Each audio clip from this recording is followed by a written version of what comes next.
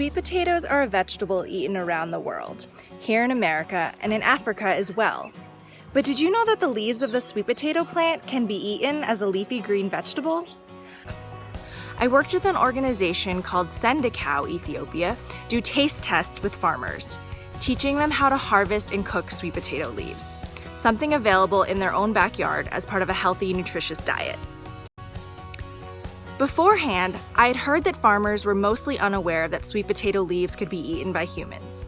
So I suggested that we conduct a blind taste test so that farmers could compare cooked sweet potato leaves versus cooked kale.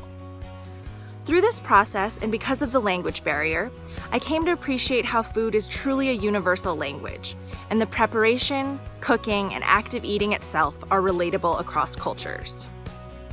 For cooking sweet potato leaves, I like to keep it really simple. Sautéing the leaves with a little oil, salt, and pepper is delicious.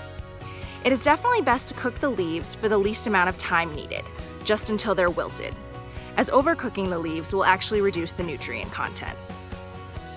Once the leaves were cooked, it was all about gathering families, friends, and neighbors to sit down to a communal meal. This is an Ethiopian tradition, breaking bread together and sharing stories.